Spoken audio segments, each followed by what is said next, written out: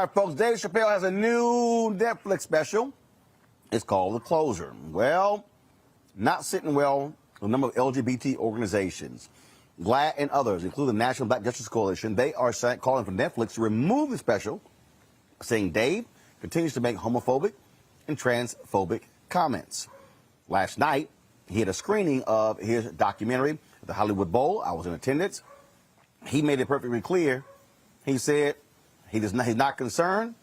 He is not going to get canceled. Joining us right now is David Johns. David leads, of course, the organization I was just speaking about.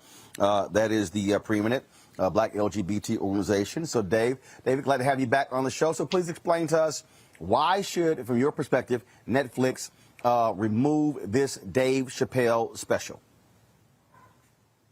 First, let me say thank you, Roland, for creating space for us to have this conversation. I want to be clear in that it was the desire of the National Black Justice Coalition for us to do this, to have this conversation. And for me, it made sense to make this invitation to Brother Dave Chappelle to have versions of this conversation, including by demanding that Netflix take down the special, because Netflix has offered up resources to help us deal with many of the things that most of us who love black people care about, which is white supremacy. So I want to be clear in stating that I celebrate Dave Chappelle's comedic enterprise. I appreciate the ways in which so many people rest in the ability to laugh and celebrate and jest and just take a break from the stress and trauma of being black in this country. And I continue to be astounded by what feels like a lazy attempt at this craft by someone who has demonstrated the ability to be a genius, and forgetting that there are some of us who are also black and LGBTQIA+. And so again, all of this to say that I'm very well aware of Mr. Chappelle's comments about resting in the privilege that allows him to feel no regard for the implications of his comedy. And as someone who leads an organization that cares greatly about the overlooked and neglected needs of black, queer, trans, and non-binary people, I'd like us all to do a little bit better. So how do you respond to folks who say, look, these are comedians. They talk about everybody. They talk about black people, they talk about gay people, they talk about trans people, they talk about women, they talk about politicians, they talk about everybody. Many comedians say that's what comedians do. You're not going to a keynote speech, you're going to a comedy show. Right. What I would acknowledge is, okay, and the next step is to talk about then what, right? So comedy is an art form. It's a form of entertainment that, when we think about the ways that Dave Chappelle has shown up, provides entree, right? Opportunities for us to think more critically and to engage more responsibly with each other. And so for me in particular, I am very much interested in this because Brother Chappelle and I purport to care about black people. And in particular, when the comedy could lead to black people, in particular, black people who are women, who are trans, queer, non-binary, who do not have the privilege to say, I don't care what people are saying about me because they're millionaires, and have deals with Netflix, right? When we're talking about everyday people who don't have those privileges, I remain concerned about the implications of the jokes or the art form. And let's just keep it a buck, right? We're black people. And a part of this, what I've heard is people say, like, it's jokes. You should just be roasted. And there's two things that are important for me. One is that's about community, right? If I am in a situation where we're playing the dozens, we should be on equal footing. The ability for Dave Chappelle to make jokes about women and black trans folks, which are a race when we assume that all queer, trans, and non-binary folks are white, diminishes the ability for people to actually engage in a conversation or to punch back or to otherwise respond. And ultimately, what I'm continuing to try and remind people is that I care about black folks who are ignored and who are erased. It is the black lesbians who are beaten in Chelsea because of white supremacy and then made to be victims because their accusers highlight the ways in which their blackness overcomes the discrimination they experience as a result of their sexual identity or gender orientation. I remain concerned about Black trans students who are beaten in schools where people laugh at them and say that it is your fault, that if you had just shown up and been tougher and if you had not been sensitive, then this would not have been a thing. What I am concerned about is how people respond to the jokes, what people do as a joke, do as a result of the jokes. And to make this point particularly clear, there is a defense, a trans panic defense, which is often offered when Black trans women are murdered. I want to be clear that I offered this in the statement that I released, that NBJC released when this became a thing, which is to say that this matters at a point in time in which Black trans women are murdered at a disproportionate rate. That has happened every year since I've had the pleasure of leading this organization. And what I remain concerned about is that the murder, the violence against Black, queer, trans, and non-binary folks, the violence against Black women more generally is ignored when people say, oh, it's just a joke, you should laugh at it. There are some of us who don't have that privilege. And I would like for all of us to be able to have this conversation while celebrating that Dave Chappelle has the right to say what he wants to say. There are also some of us who should have the right to be critical of what it is that he says. You said something there where you said that you're playing the dozen, you have the ability to actually punch back. But the reality is, comedians are on stage all across the country, all across the world. Whether it's a Netflix special, whether it's the Laugh Factory, whether it's any comedy venue in Chicago and New York and Houston, they're all over the country. So is there a difference when a comedian says something and they're talking about anybody? Don Rickles ripped everybody. Lisa Lampanelli. I've heard people actually put on social media, they said if Bernie Mac was alive today, Bernie Mac would get canceled. Richard Pryor would get canceled. So is that part of this conversation? Are we establishing a separate standard? Are we trying to establish the same standard for comedians as we do politicians? Isn't that different being on the comedic stage? Yeah, I'm not interested in establishing standards. What I'm interested in is all Black people being free. And more specifically, what I want is for Black women, Black, queer, trans, and non-binary folks to not be forced to make the decision to show up and be visible, to have public jobs that require us or invite us to have these conversations, or to be safe. What is missed is that jokes about beating up lesbian women and not liking trans women because they have Adam's apples, or reducing trans people to their genitalia is often a factor in the violence that members of our community experience. And so what I'm interested in is a more meaningful conversation where Black people in particular who purport to care about Black people are more conscious of the ways in which white supremacy is operationalized, and we do a better job to acknowledge intersectionality. I want to be clear, to the extent that I believe that it has been lost heretofore, that I appreciate what I believe is Dave Chappelle saying that that the dragon he is attempting to slay is white supremacy. That is why this matters to me. That is why it was important for NBJC to engage in this discussion. We care about Black people, all of us being free. Now, to the extent that the jokes, one, dismiss or provide cover for or allow people to get away with violence against our community, that's a point in which we have an issue. And again, the invitation is for us to have more meaningful conversations about the ways in which people use jokes, our humor, our comedy, to dismiss the things that actually are meaningful and show up as barriers in terms of our ability as Black people to live self-actualized lives, to be free, to other.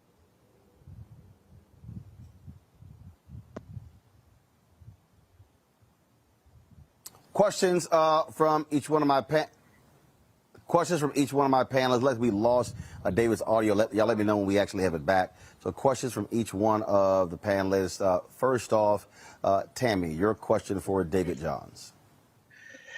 Mr. Johns, how do you reconcile, cancel culture being so easy for someone to just get canceled at this point, and something that I say a lot, clemency through ownership, which is literal and figurative. The figurative component meaning say sorry so you could be forgiven. So if Dave Chappelle were to apologize for his comments, would you still have the same sentiments of, pushing for him to be quote unquote canceled, given the fact that in this, he's not apologizing. Just real quick. He ain't apologizing. Last night's show, he made it perfectly clear. No. He made it perfectly clear. He ain't apologizing. And in fact, Stevie Wonder even came on stage and talked about what we should be canceling. He was there in support of Dave. All right, David, go ahead. I don't know that I had anything to say. I was actually cut out of the conversation because of the audio. But again, I would just simply highlight that it must be nice. No. Right? Okay, no, hold on. Okay, hold on. Dave, what's it? Dave, hold on. David, hold on. David, hold on. So you didn't hear a question? I did not. I heard the last part of your comment as I was able to come back in. Okay, Tammy. Hold on. So Tammy, restate your question to David so we can answer. Please. Okay, so be clear. Dave Chappelle is not apologizing. He said if this is what canceling is, he loves it, right? So my thing is, how do you reconcile, informing and educating the community, right, about the importance of not, being rude or belittling the LGBTQ community, but also not being so quick to cancel whenever our culture doesn't necessarily fully comprehend and understand the significance and the cultural impact of some of these statements sometimes. And I said that I always say clemency through ownership, which is literal and figurative. Say sorry to be forgiven. Got it. And we know that he's not going to apologize. David? Yeah, I appreciate that, Tammy. Really thoughtful question. I want to acknowledge that this is not easy at all. There's no simple answer. I don't want to suggest that there is. I do want to name that it must be nice to rest in the privilege of being a millionaire who can say whatever you want without regard for how it might impact other people who do not have access to the privilege that you have been afforded to have access to, and just simply do and be and say. And again, what's challenging for me is knowing that the reality is that so many of us, not all of us, I don't purport to speak for all of us, but so many of us do not have that privilege. We are on track to have this year be the deadliest year with regard to the murders of Black trans women. And often, NBJC issues statements, much like the statement we issued around Dave Chappelle, around the murders of Black trans women that doesn't get a modicum of the traction or energy that this has received. And so my hope is that while Mr. Chappelle continues to do whatever he will do because he's privileged enough to do that, that we will continue to have these conversations. And that as a community of people who purport to care about Black people, that we will do better. Not only with regard to our language and with regard to how we have conversations with one another, but how we protect and support one another in more meaningful and measurable ways. Michael. All right. How you doing, David? Don't necessarily have so much of a question, but a comment and an observation here. And I've been reading this about Dave Chappelle. I haven't seen the special yet. One of the criticisms that he's getting is defense of comments that DaBaby made that people are saying were homophobic as well. And we know DaBaby got canceled and disinvited from different events.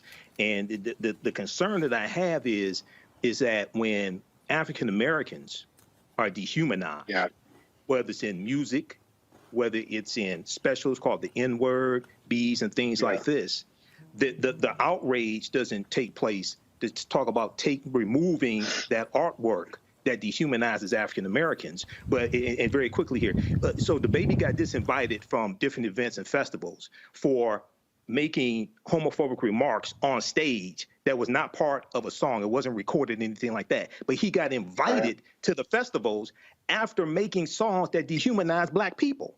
And people are largely silent on that, okay? So see, that's the conflict that I have, okay? So, that's my perspective on this. Okay. No, I appreciate that. I appreciate that. Your thoughts on that? Yeah, I appreciate that. And for me, the problem with the jokes and the presentation of this conversation via this big platform is that it affirms this lie that all Black people are cis, heterosexual, and think and operate in the same way, and all queer people are white. And that is a lie. Right. And so if we step back from that, the thing that I find frustrating is that most people are now engaging in this conversation without regard for the fact that, as Dave Chappelle referenced, the baby shot somebody in Walmart and then rapped about it in a song where he told his child, I would do it again. That is a problem. We talk so much about violence in the Black community. I want to offer a footnote. There are so many people who have been introduced to MBJC for the first time.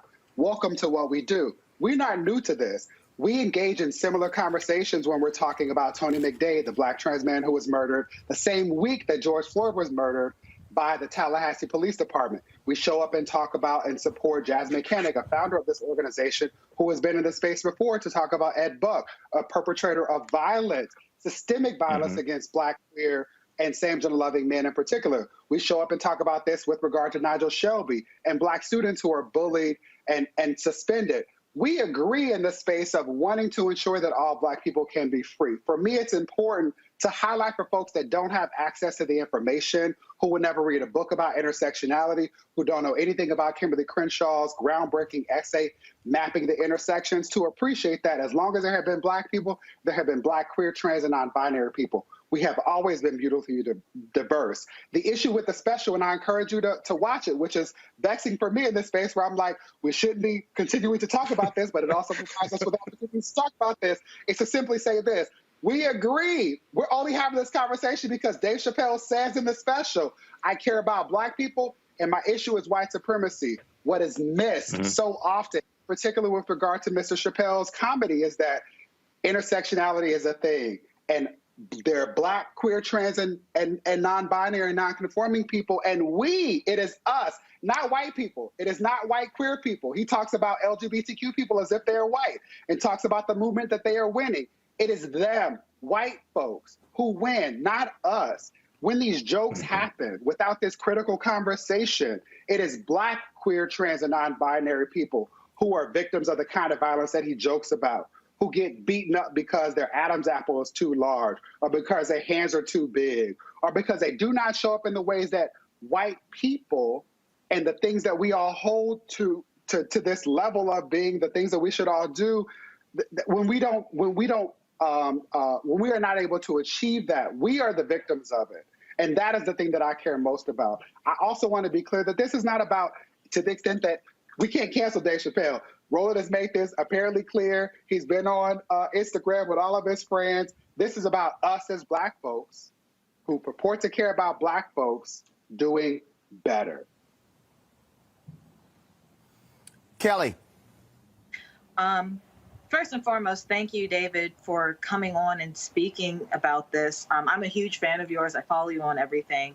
But I wanted to make clear how, and it's more of a comment than a question, but I would love your thoughts on it, how cancel culture has been just very conflated when it comes to accountability. I don't see this as being a canceling Dave Chappelle notion so much as it is the fact that all Black lives matter, and Dave Chappelle and other people who have the privilege of having a platform as large as Netflix need to be held accountable to the notion that all Black lives matter, that there are ways to be funny and to critique culture and to critique society without disparaging the most marginalized among us, especially within the Black community. And and finally, well, kind of finally, I saw a lot of comments over the past couple of days, and I want to make note that I have not seen the special, but his previous specials also touched on this, so I feel like I can say a little bit of it. But the fact that people are saying, oh, you're violating his First Amendment rights, et cetera, people forget that the First Amendment was made to protect the most marginalized voices among the American body. So the fact that we are still silencing the most marginalized within the marginalized community that is Black people by saying that, you know, that Dave Chappelle is able to say whatever he wants simply because he's a Black man, that is a disservice to not only Dave Chappelle and the LGBTQ plus community, but it's also a disservice to how the First Amendment is supposed to be exercised. So it's like, why is it that the most marginalized among us have to remain silent when the First Amendment is actually supposed to protect them? I love you, and not just because you are singing my song, but because you are thinking critically. And I want to be clear that I don't expect, nor do I want people to always agree with me, but I do want us to be able to have conversations about how we do better to ensure that all of us can get free. And the thing that I've struggled most with is the hypocrisy of so many people who have continued to say to me, it's just a joke. I found it funny, therefore you should say nothing about it. If Dave Chappelle had the freedom to make jokes, as he will clearly continue to do, I and other people should have the freedom to say, I watched the special twice over. I also know that this is not new, and I didn't find it funny. And two truths can exist at the same time. Beyond that, to your point, Kelly, I will continue to say that my issue and interest is in ensuring that all of us can be free. We are now actively having a fight, a conversation that hopefully will lead to us being able to pass the Equality Act. And the issue for me is that too many Black people consider the Equality Act a gay piece of legislation, something that will benefit white gay people or LGBTQ people generally, because again, the assumption is that all gay people are queer. And the reality is it's a civil rights piece of legislation. It addresses fundamental gaps in legislation that exist around the pieces of legislation that most Black people will name when they talk about the things that they care most about with regard to civil rights, right? This includes things like ensuring that Black women cannot be fired because of the way that they wear their hair, ensuring that all of us cannot be kicked out of a rideshare like an Uber or a Lyft because of the way that we show up in the world. I care about Black people. I really don't care as much about what George Carlin has to say or Rosie O'Donnell. What I care about is acknowledging that in this moment, there is someone who has an extreme platform, who has an extreme amount of wealth, an extreme amount of privilege, who purports to care about Black people. And I'm simply saying that if you purport to care about Black people, I would like to know if you actually care about all of us. And for me, that's the question that is being pressed at this moment. Heretofore, it has been possible for folks to say, I care about Black people, and that be code word for saying, I care about some of us. Those of us who show up in the ways that affirm me and the way that I make sense of the way that I show up in the world. The question now is, do you care about all of us? And here's the thing, we can disagree. You can say to me, I only care about Black cis straight folks. I only care about Black folks from New York. And that's fine. I just need to know where you are because there is so much more work to do to ensure that we can all be free. That's my goal. Thank you. David Johns, National Black Justice Coalition. We surely appreciate it, David. Thanks a bunch. Thank you. Folks, back to our Roland Martin Unfiltered video in just one moment.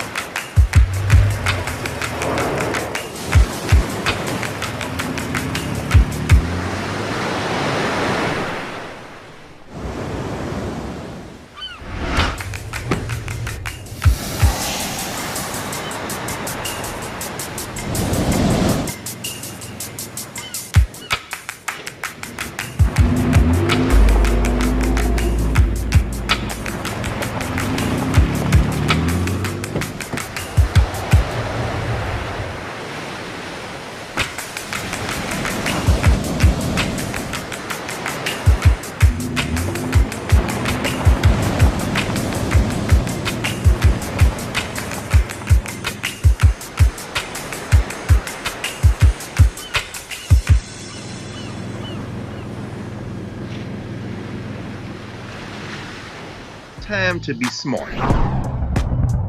Roland Martin's doing this every day. Oh, no punches! Thank you, Roland Martin, for always giving voice to the issues. Look for Roland Martin in the whirlwind, to quote Marcus Garvey again. The video looks phenomenal, so I'm really excited to see it on my big screen. Support this man, Black media. He makes sure that our stories are told. See, this difference between Black Star Network and Black-owned media and something like CNN. I got to defer to the brilliance of Dr. Carr and to the brilliance of the Black Star Network. I am Roland with Roland all the way. Honored to be on a show that you own, a Black man owns the show. Folks, Black Star Network is here. I'm real revolutionary right now. Like, wow, Roland was amazing on that. Stay black. I love y'all. I can't commend you enough about this platform that you've created for us to be able to share who we are, what we're doing in the world, and the impact that we're having. Let's be smart. Bring your eyeballs home. You can't be black-owned media and be scared. You dig?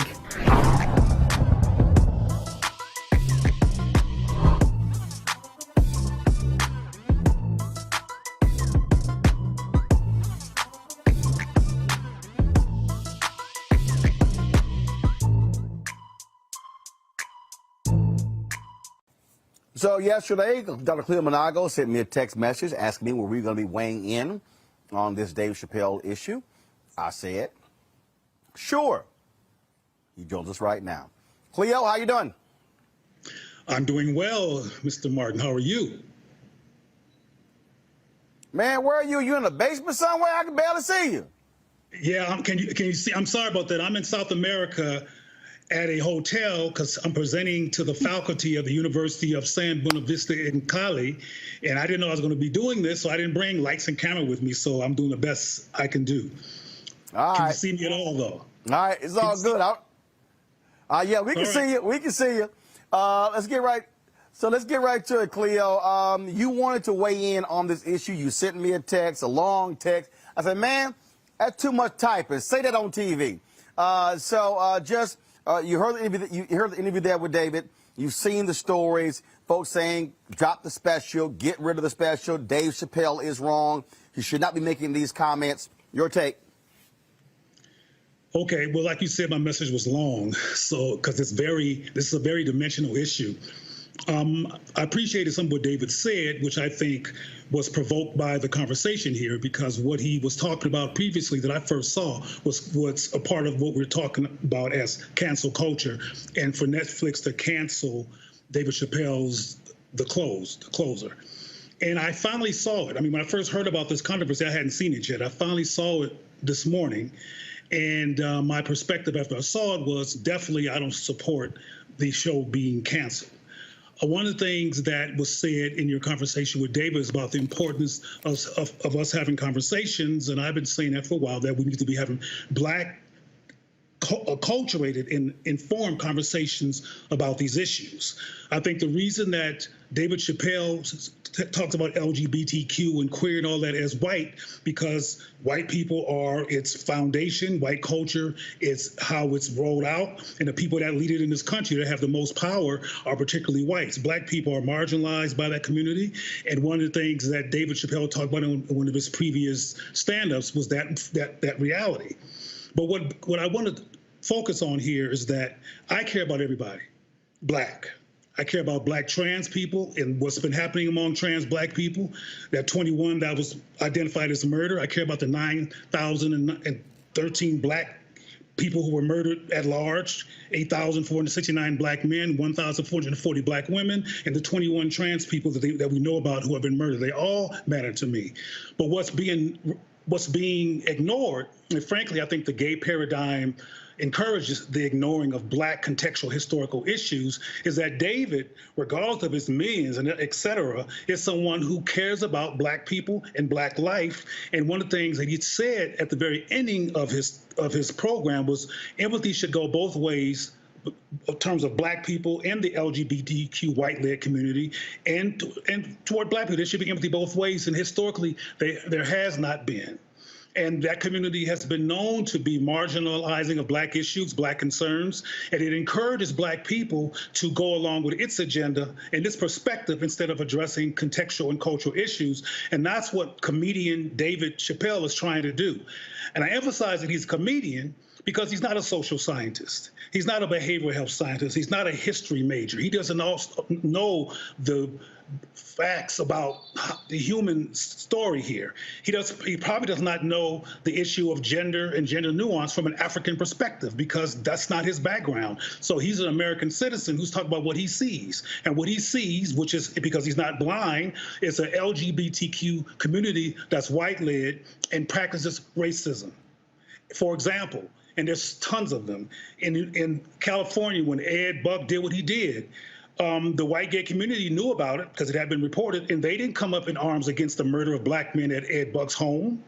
And I got tons of examples of that community not being supportive of black people. But I want to get back to some issues that David raised so people won't get confused, because David said over and over again that black people are queer, black people are trans, black people, etc. This is a diverse community. I have a relatively large following online as well, and there are lots of trans, same-gender loving, etc. people who support David Chappelle's perspective, who doesn't have the perspective of the National Black Justice Coalition. Some of them look at this through the lens of being black. And what I mean, again, by that is David Chappelle is an advocate for the defense and empowerment and justice for black people. And I believe that includes black men, women, and everybody else. And as a result of us not considering that and looking at this simply from a gay defensive lens, we're not even looking at the fact that if you look at his special from the whole context, he had a very endearing and loving story about a trans friend of his. And that's not being talked about among the people who are critiquing him. And the very few times it is referenced is poo-pooed, because frankly, there's a tendency in this society to poo-poo what black men say, whether they're millionaires or not, because this is an anti-black society that does attack black men. And I'll finish this tangent with this because I hope to respond to questions. One of the things that clearly concerns David Chappelle is black manhood. And one of the things that I want to talk about at some point is the underpinning of why there's anxiety. I mean, he did a lot of bashing, if you will, around masculine traits of some trans people and made fun of it, which I found disturbing. And I understand contextually why people who are struggling, because transgender people struggle. Transgender people are bullied. Transgender people, well as all kinds of other black people, frankly, at larger numbers, are murdered and killed. But focusing on this issue, there are situations that lead to the death of trans people, and there's teasing and bullying and a misunderstanding or judgment around being too male, too female. All this stuff is actually occurring. But canceling the likes of David Chappelle cancels the opportunity to have a conversation about some of the things that's really causing black people, including David Chappelle, anxiety along these lines. We're concerned about the emasculation of black men. We're concerned about if what all black men have gone through historically has led to gender confusion. I'm not saying that is my perspective. My perspective is nuanced, and I don't want to get into that now unless it comes out of some questions. But there's some, he's known, David Chappelle is known for being one of the comedians who was given a whole lot of money to put on a dress, and he said no. And instead of engaging meaningfully from a black perspective why he said no, and what he was worried about, he was simply called femophobic, homophobic, transphobic.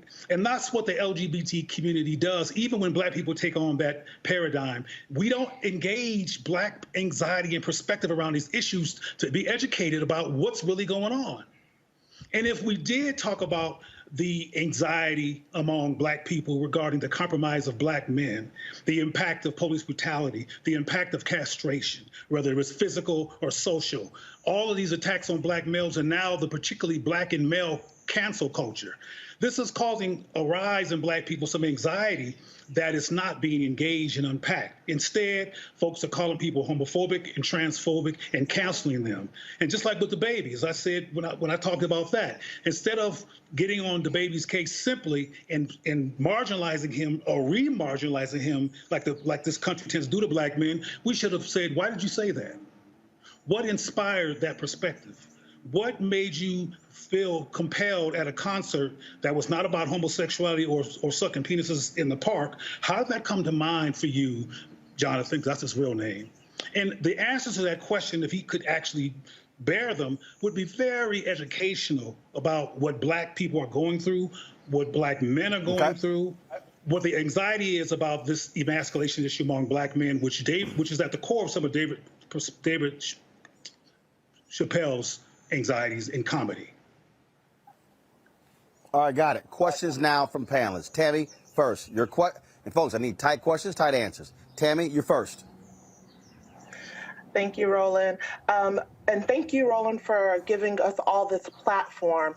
I wanted to just ask you, how do you reconcile the fact that there have been other people that give underrepresented groups a voice and a platform who may have themselves been under the scrutiny of trying to be canceled, but people are not talking about that and the work that they've done to enhance Black culture, similar to Dave Chappelle? Is your question is why is the cancellation of other people not coming up? Is that your question? Well, the attempts to cancel other people who have actually done good for the Black community, when I don't believe that anybody with a wide platform, with a large following, is intentionally trying to alienate the LGBTQ community. Well, let's put Mr. Chappelle in context. He's a comedian. People like him and Paul Mooney and others are allowed to tell some hard truths because it's going to be a punchline afterwards, and it's in the context of laughter, which is why he gets away with talking about such serious issues on a large platform. He is a comedian. We don't have people like Dr. Tommy Curry and other people who could break these issues down and could actually transform the Black community's behavior and consciousness, including the treatment of Black people who get a large platform. Instead of even canceling them, they're not even allowed in the door. The other people that you're talking about who are being canceled, whenever something affirms Black people, like the Arsenio Hall show did inadvertently, and other situations where Black people are affirmed, they are indeed canceled. And people from the LGBTQ community, et cetera, don't raise that issue, including a lot of Black people who have a profile. They wait till the LGBTQ issue comes up, and white people give them lots of profile and support so they can actually talk about their agenda, which is the LGBTQ agenda, which is pretty much a culture that's a white agenda.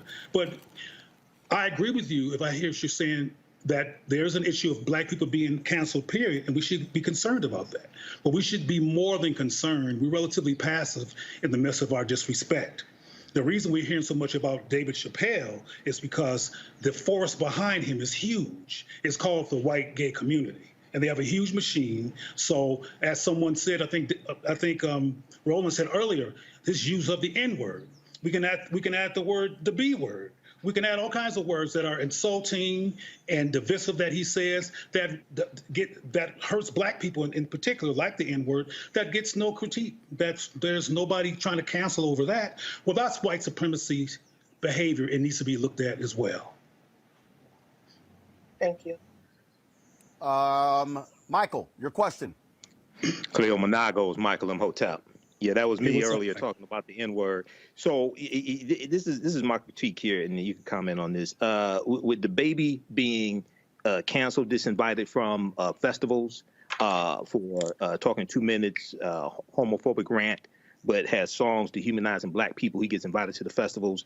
Dave Chappelle gets attacked for comments about transgender people, things like this, but no critique.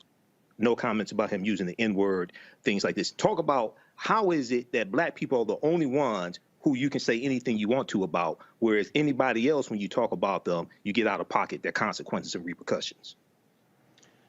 As I mentioned earlier, Black people do not have the relentless, focused, unified, funded, and resource machine that the LGBTQ community has as a result of white people in white spaces with white privilege and white audacity creating that space. And I want to say, so I won't sound dismissive, that the white gay community exists, including with all its privilege, in response to having been profoundly oppressed once upon a time in this country, murdered and killed and harassed and locked up. So it's not that their behavior and their subjectivity is not warranted. However, it doesn't include issues that are relevant to Black people.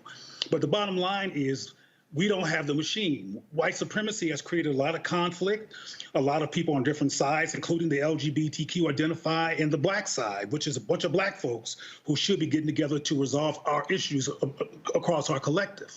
But we jump on bandwagons that get a lot of support sometimes because it's where the action is, it's where the money is, it's where the support is, where the media attention and where you can get some press.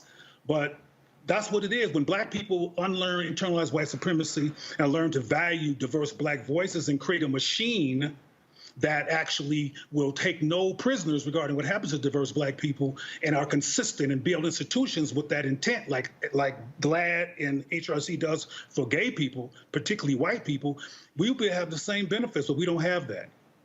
We're divided. We have people who are powerful and who are doing great things within our community, but they don't get press. Not unless white people are benefiting from what we do, the press doesn't come. Right. All right. Thanks, Cleo. So I understand your point, but I'm failing to draw the correlation between what you've said and what David Johns brought up and what I've brought up and other people who have an issue with Dave Chappelle's remarks, in that while he was, making remarks against white supremacy and the like through his comedy and his commentary in this special, the problem isn't that he was just talking about the white LGBT plus community. It's the fact that in so doing, it's harming the Black people within that community. So again, this is a marginalized within the marginalized community saying, hey, this actually hurts me more than my white counterpart. Can you stop? And yet and still we have people literally just saying no and screw you. So how do you reconcile the fact that it's Black LGBT people saying this is hurting me? We are the ones who are actually going to be impacted by his commentary the most because he's a Black man. How do you reconcile them actually pleading with the cis-het community, myself and you and others? How are we to basically take them under the wing that is Black people and let them know that we care? All right, well, that's a lot. And that's a very important question, though. It's a lot. But let me tell you this, or let me explain this. Let me reiterate that I care about all Black people. And my work, not abstractly, but directly affirms same-gender loving, trans, and bisexual people, along with the rest of the Black family. So we're not in any kind of conflict regarding the importance of affirming people who are same-gender loving, et cetera. But a word that you mentioned is key. You talked about that Black people are being harmed. Now, before I get to how universal the harm is, I want to mention to you that David is a powerful, articulate brother who came on here and raises issues. And David is one person, just like I'm one person. There's not no one perspective on this. There's lots and lots of same-gender loving, including trans people, who are not bothered by Dave Chappelle, who indeed support Dave Chappelle. The white transgender person who committed suicide that he referenced, their family openly supports David Chappelle. So and there's another well-known comedian named Flame Monroe, who's transgendered, who supports David Chappelle. So I want to make it clear that this is not a monolithic perspective. The National Black Justice Coalition is one organization, and there's other organizations with different perspectives, including the Black Men's Exchange, which doesn't share in terms of absolute precision to perspective of National Black Justice Coalition. Where we agree is that same-gender loving people, et cetera, trans, et cetera, should not be harmed. They should be allowed to be free. We agree there. However, the platform and the container in which we get to that point, we disagree with. I want to make sure that I talk about the harm. And I almost got emotional when I said that. In short, the white LGBT community and its paradigm prowess in politics has done harm to Black people. If you do a study of HIV and AIDS, and there's many other examples of how white gays wrote out the HIV and AIDS epidemic in terms of care and resources, they marginalized Black people, and by that act helped to create a epidemic that could have been further resolved if we were not put out by the white gay community. I can go on and on and on about the racism in the white gay community in terms of harm being done to Black people. What David Chappelle is talking about as well is harm being done to Black people. One of the powerful things that he says is, would you please stop punching down on my people? That's one of the final comments that Dave Chappelle says, actually after he had contextualized it quite clearly before he even said that throughout his hour and a half special. The harm is being done. And David Chappelle is concerned about that harm. Now, David Chappelle, to my knowledge, is not a same-gender loving or bisexual man. He made some inferences, I should say, during his interesting sexual inferences around glory holes, et cetera, during his stand-up. But he doesn't understand the nuances, the experience of same-gender loving people. What I think we should do, as I suggested with the baby or Jonathan Kirk, is that we should use these high-profile stimulations of the conversation to finally, collectively, as a people, have a rational, Black-informed, Black-acculturated, historically considerate, contextually considered conversation about what's going on with the Black community, what's causing such a spectrum of perspectives, what is causing even the perspective that the baby articulated and that David Chappelle talked about. Instead of doing what white supremacy keeps doing, co-signing the dismissal and re-cancellation of a Black male voice, particularly one as powerful and as brilliant as David Chappelle has been with the Chappelle show and other things that he's done, has been particularly powerful for Black people, which is why he had to walk away from the show, because white folks said, no, we got to control this. We got to control you. You're not letting us control you. We'll give you $50 million because y'all like money if you let us control you. And he said, no. That's powerful. So we need to be using him as somebody that we can go to or include in a larger conversation about Black bridge building, about Black people unlearning impulses that are anti-SGL or anti-trans or that are not considered of gender nuance. We can talk about these issues we can talk about gender nuance from an African perspective and do a whole lot of educating. The reason I'm here in Colombia is I'll be speaking at the University of San Buenaventura in Cali, a predominantly Black city, about the epistemology of ancient African gender nuance versus contemporary gender constructs. Because they're having issues around manhood and masculinity and that anxiety which causes abuse of feminine people, particularly if they're male, that they want to help unpack and resolve. So this gender issue, which is a core underpinning of David's anxiety, we have to have a Black conversation about all these issues and include our diversity in respectful ways so we can resolve the conflict, not cancel people. And we should be able to critique. One thing that David said that I agree with is that we should have the opportunity to critique each other. All right, Dr. Cleo Monago, we certainly appreciate it. Thanks for your perspective. We shall see what happens, but like I said, Dave made it clear last night, he does not care about people saying cancel him. He was real clear. Thanks, Cleo. Thank you for the invitation. Thank you all. Folks, back to that Roland Mark Unfiltered video in just one moment.